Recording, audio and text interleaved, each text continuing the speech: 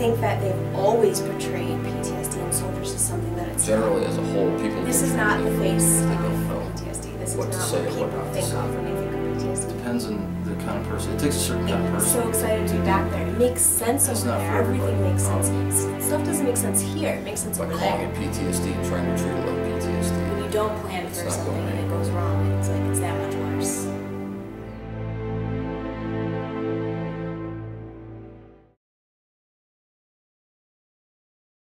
There's a stigma that comes with PTSD, and it's absolutely a ridiculous stigma that's been created by the media and by movies.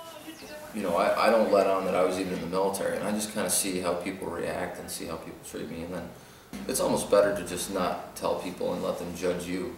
So I was talking about driving and not being in control. When I see brake lights and we're coming towards them, I freak out about it. We've seen it before. You can fit a lot of explosives in a car, so that's where that fear comes from. And for us, it's completely rational fear. But back here, there's no threat of that, so it becomes an irrational thing. You gotta understand, a lot of these kids are so young. I mean, you're so young that you grow up with this, and it develops in your brain when you're still developing. It becomes a core aspect of your personality because of the experiences that we've been through. And like I said, it's not going anywhere. It's something that is always going to be with somebody, and they have to learn how to integrate it into their life instead of trying to get rid of it. Having a diagnosis of PTSD, and you just look at me, would you ever think that I was in the military?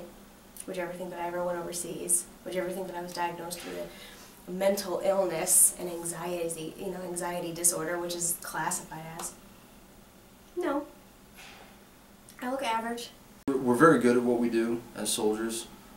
We thrive in it. We naturally just thrive in a chaotic environment, and you're doing something that matters. And I think once you do that, you never can really get that back.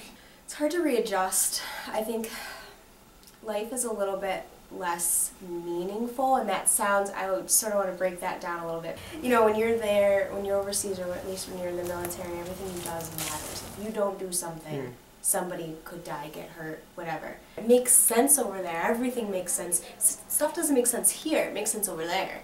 You start coming back, and you go back over, and you come back, and you realize that there's nothing back here that you can really do that holds that same value as going over there. So it's almost like a high. The military, it doesn't brainwash, but it does a lot of behavioral conditioning. Life and death is literally on the line, so the conditioning has to be very strong. And they're reinforced day after day after day. When you get home, they linger because they're so well conditioned in there.